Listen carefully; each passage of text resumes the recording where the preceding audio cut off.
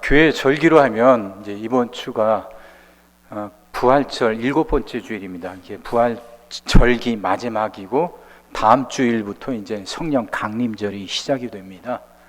그래서 이제 부활에 대해서 한번 생각해보는 시간을 가지려고 합니다. 그래요. 지금 우리나라도 참 많이 힘들고 어렵습니다. 그게 말씀 전할 때마다 그 생각이 자꾸 걸려요.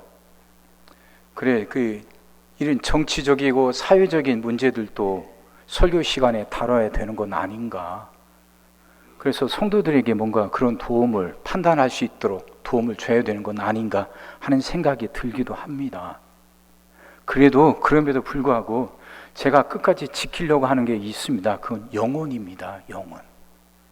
요한 1서 말씀처럼 사랑하는 자여 네 영혼이 잘된과 같이 네가 범사에 잘되고 강건하기를 바라노라 하는 말씀이 있잖아요. 거기서 먼저 우선되는 건 영혼이 잘되는 겁니다.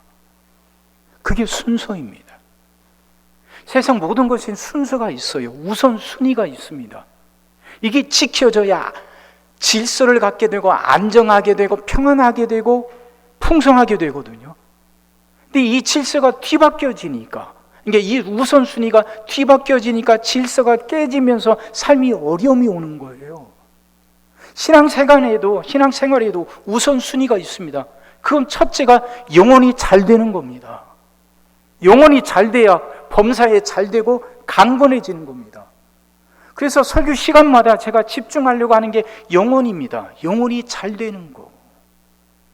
그건 다른 말로 하면 신앙의 본질이죠. 본질이 튼튼해야 됩니다. 본질이 바로 서야 됩니다. 그것은 집을 짓는 기초를 튼튼히 하는 거나 똑같습니다. 우리는 우리 인생에 집을 짓고 우리의 신앙에 집을 지으며 살아갑니다. 다들 좋은 집, 큰 집을 짓기를 원하실 겁니다. 근데 그런 집을 지으려면 기초가 튼튼해야 되거든요.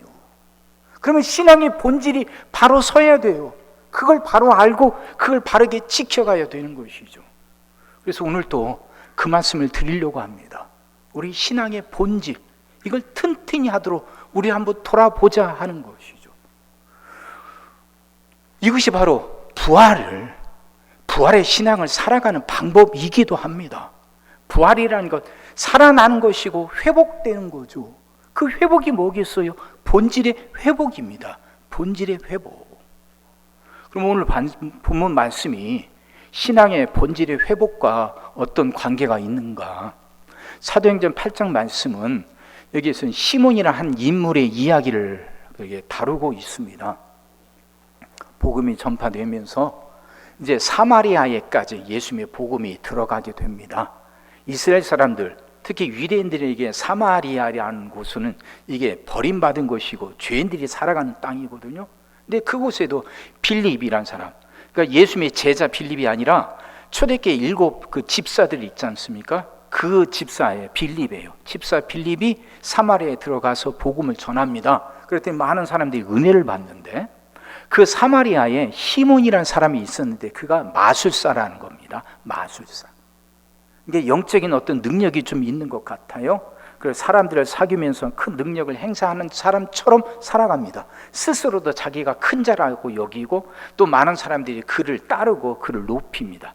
이게 시몬이라는 사람인데, 그가 빌립의 복음을 들어요. 빌립이 전하는 복음을 들으면서 은혜를 받습니다. 마술사가. 그리고 그도 세례를 받고 빌립을 따르게 되죠. 열심히 따라가 다니면서 이제 은혜를 받는데요. 사마리아의 복음이 전파돼서 많은 사람들이 은혜를 받는다는 소식이 예루살렘에도 전해져요. 예루살렘은 사도들의 총회가 있는 거 아닙니까? 지금 우리 식으로 말하면 교단의 본부가 있는 곳이죠. 그러니까 그 총회 본부에서 사도들을 파송했습니다. 베드로와 요한을 파송했죠. 가서 살펴보라는 거죠. 가서 봤더니 정말 복음에 많은 사람들이 은혜를 받는데 그들이 성령을 받지는 못했어요. 그래서 베드로가 안수를 하고 기도를 하는데, 기도하는 대로 기도 받은 사람들이 다들 성령을 받는 겁니다. 같이 따라다니던 시몬을 보고, 시몬이 그걸 보고 깜짝 놀래요. 성령을 받거든요. 영을 받는다는 거예요. 그래서 그들에게 그 영의 역사가 일어나는 겁니다. 그걸 보고 깜짝 놀라죠. 비록 마술사지만 그도 영적인 게 뭔지를 아는 사람이거든요. 그러니까 깜짝 놀라서 그가 베드로에게 와서 이렇게 말합니다. 그게 18절 19절 말씀입니다. 시몬이 사도들이 안수로 성령 받는 것을 보고 돈을 들여 이르되 이 권능을 내게도 주어 누구든지 내가 안수하는 사람은 성령을 받게 하여 주소서 하니 이래요. 돈을 주고 그 성령을 받게 하는 능력을 사겠다는 거죠. 베드로가 안수하는 사람들마다 성령을 받으니까 베드로에게 돈을 몽땅 싸갖고 와서 갖다 주고서 나한테도 그 능력을 팔으라고. 그래서 나도 내가 안수하는 사람들마다 성령을 받게 해달라고 그런단 말이죠. 여러분 이거 어떻게 생각하셔요? 그러니까 그 소리를 듣고요, 베드로가 저주를 퍼붓습니다. 20절이요. 베드로가 이르되 네가 하나님의 선물을 돈 주고 살 줄로 생각하였으니 네 은과 네가 함께 망할지어다. 하나님 앞에서 네 마음이 바르지 못하니 이 도에는 네가 관계도 없고 분기 뗄 것도 없느니라. 23절 내가 보니 너는 악독이 가득하며 불의에 매인 바 되었도다. 망할 거라고 저주를 퍼붓는다는 거죠. 그러니 돈을 주고 성령 받게 하는 능력을 사게 했다는 그 생각 자체가 악한 거라는 것이죠. 그게 잘못되었다는 것이죠. 여러분, 이런 시몬의 같은 그 시몬이 가지고 있는 그런 마음들이 우리 안에도 있는 것 아닙니까? 자, 이 시몬이란 말에서 사이몬이란 말이 나와요. 성직 매매. 돈을 주고 성직을 사잖아요. 옛날 중세시대 때 있지 않았습니까? 추기경도 뭐 또 돈을 주고 사고 팔아요. 이게 성직 매매고, 그 성직 매매를 영어로 사이몬이 하는데 그 서기에서 나오는 사이몬이 바로 이 시몬이란 이름에서 나온 거죠. 근데 이것이 지금 우리하고 무슨 연관이 있는가? 그래, 우리는 성직을 돈을 주고 사고 팔지는 않습니다. 목사직을 돈 주고 사는 것도 아니고 장로직을 돈 주고 사는 것도 아닙니다. 적어도 우리 교회는 그러진 않죠. 근데 이것이 이 본문, 이 이야기가 우리와 무슨 연관이 있는가? 자, 이런 겁니다. 돈을 주고서라도 성령 받게 하는 능력을 사겠다고 하는 것. 내가 하나님을 조종하겠다는 거죠. 다르게 풀이해 보면 하나님이 내게 주신 복이란 건 내가 이만큼 노력하고 애썼으니까, 내가 이렇게 헌신하고 내가 이렇게 봉사하니까, 내가 이만큼 기도하니까 하나님이 내게 복을 주셨다고 하는 것. 그 생각과 똑같다는 거예요. 이해가 되셔요? 어떻게 그게 같은가? 그런 생각은 안 드셔요? 돈을 주고 성령 받게 하는 능력을 사겠다고 하는 거예요. 그래서 사고 팔고 하겠다고 하는 건 이 말입니다. 내가 이만큼 노력하고 애를 썼으니까, 내가 이만큼 기도했으니까 하나님이 내게 응답해 주셨고 하나님이 내게 복을 주셨다는 생각. 그래서 하나님이 주신 은혜와 복은 내가 애를 쓰고 노력한 거에 대해서 하나님이 상으로 주셨다는 생각. 이게 공로주의거든요. 시몬의 생각이 바로 그 공로주의를 말하는 겁니다. 근데 베드로는 그게 그렇게 위험하다고 말해요. 악하다고 말하고, 네가 네 은, 네 돈과 같이 네가 멸망할 거라고 정말 입에 담을 수 없는 험악한 저주를 퍼부어댑니다. 공로주의가 잘못됐다는 거죠. 그것이 우리 신앙을 파괴하는 한 그 악한 요소 중에 하나라는 거죠. 공로주의. 내가 애를 썼으니까, 이만큼 내가 수고하고 이만큼 내가 헌신했으니까 마땅히, 당연히 하나님이 내게 은혜를 주셔야 하지 않은 생각. 이게 공로주의라는 거예요. 바로 이 생각이 시몬이 돈을 주고 성령 받게 하는 능력을 사겠다는 것과 똑같다는 거예요. 그게 아니거든요. 그것은 상이 아니라 선물입니다. 선물.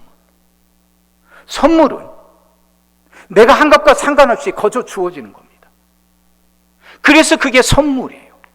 상은 내가 노력하고 애썼으니까 당연히 마땅히 받는다는 것. 그게 상이지만 선물은 그건 나와 상관이 없어요.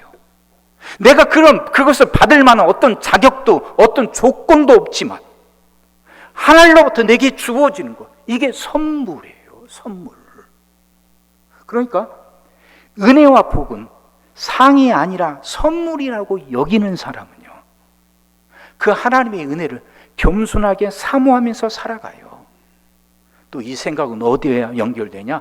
하나님은 창조주고 나는 피조물이라는 생각과 연결이 됩니다. 이해가 되셔요? 자, 제가 지금 이제 이 논리를 이해하셔야 돼요. 돈을 주고 성령을 받게 하는 능력을 사겠다는 시몬의 마음은 내가 이만큼 은혜를 받고 복을 받은 건 내가 그만큼 애썼기 때문이다. 남보다 내가 더 기도를 많이 했고 내가 남보다 더 많이 헌신하고 봉사했기 때문에 마땅히 당연히 상으로 받은 거라 하는 공로주의와 연결이 된단 말이에요. 그리고 또 시몬이 가지고 있던 돈으로 성령 받게 하는 능력을 사겠다고 하는 것은 자신이 피조물을 뛰어나서, 그러니까 하나님을 조종하겠다고 하는, 피조물이 아닌 자기가 창조주가 되겠다는 생각과 연결이 된다는 거예요. 창세기 2장에 보면요, 이런 말씀이 있어요. 2장 17절에 선악을 알게 하는 나무의 열매는 먹지 말라, 네가 먹는 날에는 반드시 죽으리라 하시니라, 이러시잖아요. 하나님이 아담과 하와를 만드시고 에덴 동산에서 살게 하셨습니다. 그리고서는 그들에게 조건 하나 거셨어요. 그건 다른 게 아니에요. 선악을 알게 하는 나무는 먹지 말라는 거예요. 그러면서 그걸 먹으면 죽을 거라고 하나님 분명하게 말씀하십니다. 근데 그는 아담과 하와에게 뱀이 찾아오죠. 뱀이 찾아와서 그들을 꼬드기는데, 그런 뱀에게 하와가 이렇게 말합니다. 그게 창세기 3장 3절 말씀이에요. 동산 중앙에 있는 나무의 열매는 하나님의 말씀에 너희는 먹지도 말고 만지지도 말라, 너희가 죽을까 하노라 하셨느니라, 이렇게 말해요. 죽을까 하노라고 하나님이 말씀하셨다는 거예요. 아니잖아요. 2장 17절에서는 하나님이 분명하게 말씀하셨어요. 죽으리라. 그래서. 근데 그 말씀을 하와는 비틀어요. 그 말씀을 왜곡해요. 죽을까 하노라. 그 말씀을 전면적으로 부정하는 건 아닙니다. 근데 죽을까 하노라는 말은 죽을 수도 있고 살 수도 있다는 말이잖아요. 그러니까 그 말을 약간 비틀으면서 하나님 말씀을 조롱해요. 죽지 않을 수도 있는 거지. 그렇게 말하니까 기다렸다는 듯이 그 뱀은 하와에게 이렇게 말하죠. 4절입니다. 뱀이 여자에게 이르되 너희가 결코 죽지 아니하리라. 그 말 듣고 아담과 하와는 선악과를 따먹습니다. 하나님이 금지한 것을 깨뜨리는 거죠. 그건 하나님께 도전하는 겁니다. 자기가 하나님부터 명령받은, 하나님의 지음받은 피조물이 아니라 하나님과 동등하게, 그래서 하나님의 명령도 깨뜨릴 수 있는 하나님과 동등한 존재로 여기겠다는 것이죠. 다시 말하면 하나님이 주시는 은혜와 복을 선물이 아닌 상으로 여기며 살아가겠다. 선물을 주시는 그 하나님의, 은혜를 주시고 복을 주시는 하나님은 자기가 조종하겠다는 거예요. 그러니까 내가 노력하고 애쓰니까 마땅히 내게 상을 달라고 요구하는 거죠. 그리고 그걸 받는 걸 당연하다게 여긴다는 거죠. 이게 금기를 깨뜨리고, 그래서 선악과를 따서 먹고 자기가 하나님과 같아지겠다는 생각과 똑같다는 겁니다. 여러분, 이 논리가 비약적입니까? 모순입니까? 잘 생각해 보세요. 우리 안엔 공로주의라는 게 있어요. 내가 이만큼 애썼으니까, 남보다 내가 더 열심히 많이 기도하니까, 내가 남보다 더 많이 헌신하고 봉사하니까 하나님이 당연히 나한테 남보다 더 많은 은혜를 주시고 복을 주셔야 된다 하는 생각. 이 생각은 시몬의 생각과 같은 거라니까요. 돈을 주고 성령 받게 하는 능력도 살 수 있다는 거예요. 성령 받게 하는 건 그 베드로가 가지고 있는 능력이 아니에요. 하나님이 선물로 주신 거예요. 베드로가 어떤 대가를 치르고 대가를 치르고 산 것이 아니라 하나님이 거저 주시는 거, 선물로 주시는 거예요. 그러니까 그걸 돈을 주고서라도 사겠다고 하는 건 선악과마저도 따먹겠다는 아담과 하와의 생각과 똑같은 거죠. 그런데 그들에게 주어진 건 뭡니까? 결국 에덴 동산에서 쫓겨난 거 아닙니까? 근데요, 창세기 2장 17절 말씀만 보면 하나님은 금지하기만 하신 하나님, 우리 삶을 제한하고 속박하고, 그래서 그걸 따르라고, 그것에 맹종하라고, 그래서 짓누르고 억압하시는 분으로만 여기기 쉬운데 아니에요. 성경은 그것만 말씀하고 있지 않아요. 그 앞절이 있거든요. 16절이요. 창세기 2장 16절, 여호와 하나님이 그 사람에게 명하여 이르시되 동산 각종 나무의 열매는 네가 임으로 먹되. 이 말씀이 먼저 있어요. 에덴 동산에는 선악과라는 나무 하나만 있는 게 아니잖아요.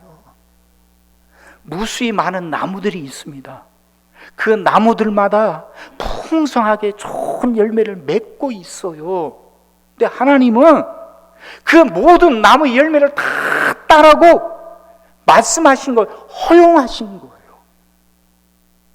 에덴 동산에 있는 모든 나무의 열매를 다 따서 먹고 누릴 수 있다고 먼저 말씀하셔요. 그리고 나서 단서를 하나 드신 거예요. 선악과 나무 하나만, 그거 하나만 따지 말라는 거예요. 그러니까 선악과 나무 하나만 따지 않으면 에덴 동산에 있는 모든 나무의 실과는 다 따서 먹고 누릴 수 있다는 것이죠. 하나님이 이런 분이에요. 이런 분이에요.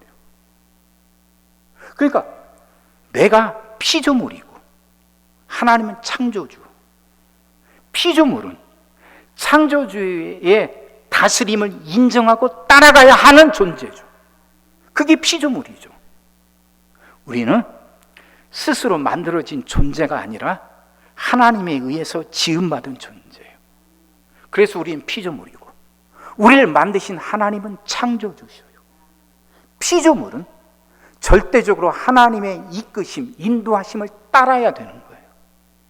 그래서 피조물에게 주인은 그 자신이 아니라 그를 만드신 창조주 하나님이에요. 이걸 인정하는 거예요. 그걸 인정한다는 표식이 선악과를 따먹지 않는다는 거죠. 어떤 상황에도 나는 피조물이라는 거예요. 그래서 하나님께 순종하고 그 하나님의 말씀을 따르겠다는 다짐과 결단이죠. 그 표시가 선악과를 따먹지 않는 겁니다. 근데 선악과를 따먹지 않으면 에덴 동산에 있는 수많은 선악과를 제외한 나머지 그 수많은 나무의 열매를 마음껏 딸 수 있어요. 그걸 누릴 수 있어요. 근데 자기가 피조물이라는 게 싫어서 선악과 나무 그 하나를 따면 그것 때문에 모든 것을 다 잃고 마는 겁니다. 그래서 에덴 동산에서 쫓겨난 것이죠. 사랑하는 성도 여러분, 여러분들은 어떠셔요?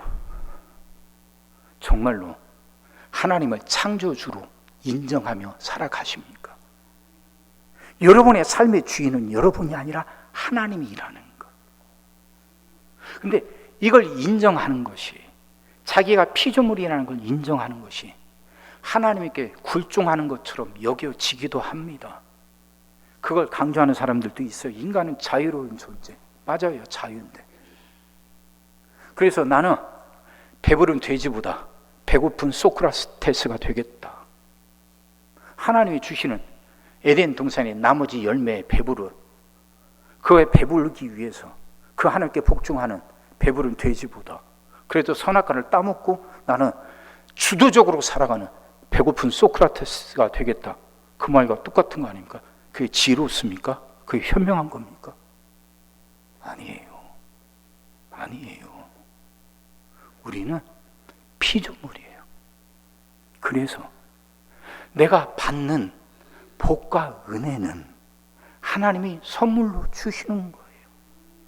그나마 내가 교회에서 그만큼 기도할 수 있고 헌신하고 봉사할 수 있는 건 하나님이 은혜를 내게 먼저 주셨기 때문이에요.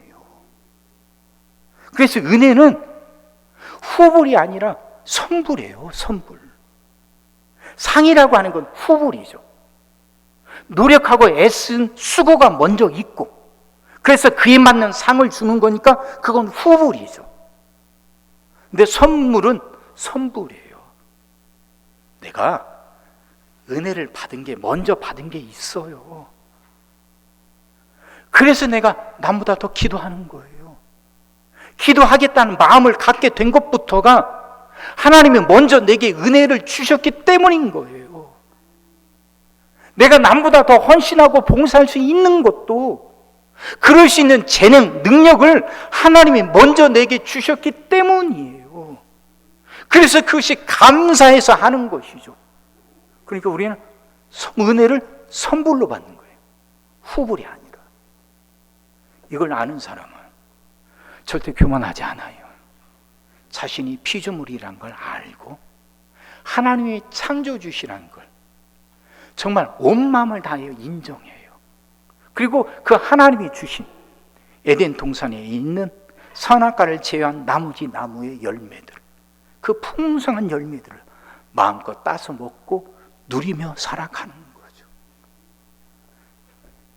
한계를 깨닫는 순간 우리는 주저앉는 게 아니라 한계를 깨닫는 순간 더 큰 자유를 누리게 돼요. 그 설악산 사건 자주 말씀드렸잖아요.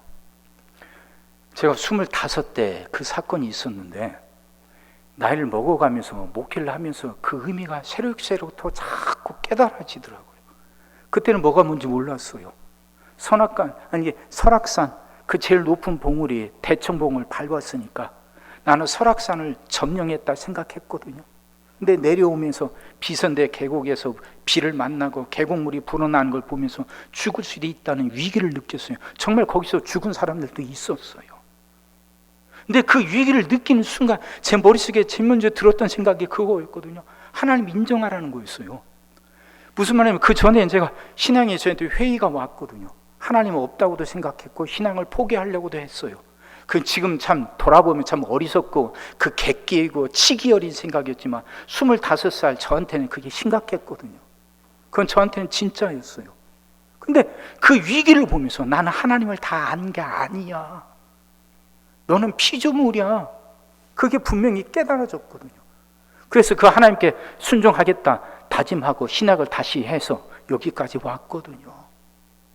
그때 어떤 감정이었을까 곰곰이 생각해 보는데 두려움이 분명히 있었어요. 죽을지도 모른다. 여기서 내가 하나님께 순종하지 않으면 하나님이 더 큰 걸로 나를 치실 것이다 하는 두려움이 분명히 있었습니다. 근데 그 두려움과 또 알았습니다. 하나님 신학 다시 하겠습니다 하고 다짐하고 결단했을 때 찾아왔던 또 다른 감정이 있었거든요. 그건 지금 생각해 보니까 그게 안도감이었던 것 같아요. 안정감. 뭐냐면 내가 하나님의 보호 가운데 있다는 생각이에요. 하나님의 큰 계획 안에 있고, 그래서 나는 그 하나님의 보호 가운데 살아가는구나 하는 그 깨달음이 제게 안도감을 주었고 안정감을 주었어요. 내가 피조물이라는 걸 인정할 때, 그래서 하나님이 주시는 은혜와 복은 내가 애를 쓰고 노력했기 때문에 당연히 받는 상이 아니라 거저 주어지는 선물이라는 걸 알게 될 때 우리 마음속에 그런 안정감, 그런 평안함도 같이 찾아온다 이 말이죠. 잘 한번 생각해 보세요. 우리는 하나님부터 지음받은 존재들입니다. 그래서 시편 100편 3절은 이렇게 말씀합니다. 여호와가 우리 하나님이신 줄 너희는 알지어다. 그는 우리를 지으시니요 우리는 그의 것이니 그의 백성이요 그의 기르시는 양이로다. 그러죠. 하나님이 우리를 만드셨어요. 그래서 우리는 하나님의 백성이고 하나님의 보호를 받는 양이라는 거죠. 세상에 어떤 목자가 하나님보다 더 선할 수 있어요? 그 선한 목자, 그 선한 목자 하나님의 인도함을 받는 양, 이게 우리라는 거예요.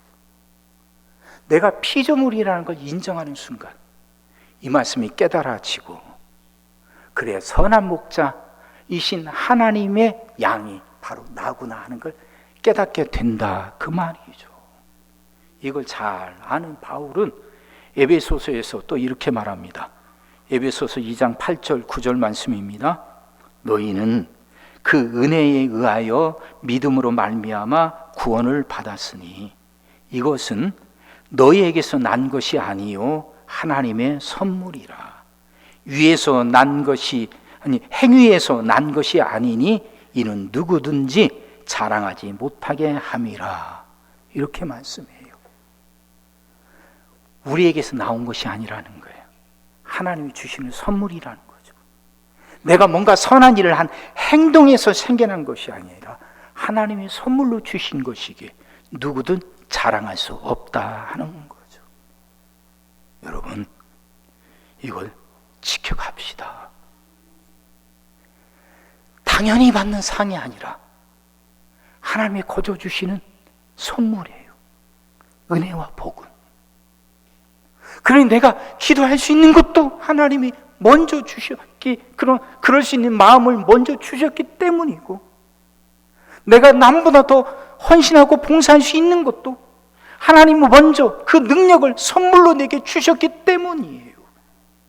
그래서 우리가 할 수 있는 건 자신이 피조물인 줄 알고 겸손하게 하나님의 은혜를 구하며 살아가는 거예요. 그래서 은혜가 주어질 때마다 우리는 온 마음을 다하여 감사하며 살아가는 거예요. 당연한 거라 여기지 않고 자랑하지 않고 감사하며 살아가는 거예요. 이것이 신앙의 본질이에요. 이것이 살아날 때 우리 영혼이 잘 되게 되고, 그 영혼이 잘된 만큼 우리의 범사도 잘 되고 강승건하며 살아갈 수 있게 되는 것이죠. 그렇게 살아갑시다. 이것이 부활 아니겠어요? 신앙의 본질이 회복이 되는데, 회복이 되면 살아나는 건데, 살아나는 것이 바로 부활인데, 사랑하는 성도 여러분, 우린 피조물인데 자신이 피조물이라는 걸 인정할 때 우리는 에덴 동산에 있는 그 나머지 모든 나무의 풍성한 열매를 다 따서 누리며 살아갈 수 있게 됩니다. 선악과 하나 따서는, 선악과 하나 따게 될 땐 그 나머지를 다 잃고 마는 거예요. 하나님의 은혜에 감사하며 살아갑시다. 선물로 주어지는 겁니다. 그 신앙 지켜서 더 복되게 선악과를 제한 모든 나무의 열매를, 풍성한 그 열매를 마음껏 따서 누리며 살아가는 여러분 다 되시기를 주의 이름으로 축원합니다. 기도하겠습니다. 사랑의 주님, 말씀이 이해가 되게 하시고 깨달아지게 하시고 은혜가 되게 하여 주시옵소서. 우리는 피조물임을 이제 알게 하여 주옵소서. 하나님이 주시는 은혜는 와 복은 상이 아니라 선물임을 알게 하시사 이제 그 믿음을 지켜서 에덴 동산에 있는 모든 나무들, 모든 그 열매를 따서 누리며 복되게 살아가는 우리 성도들 되게 하여 주시옵소서. 예수님의 이름으로 기도하옵나이다. 아멘.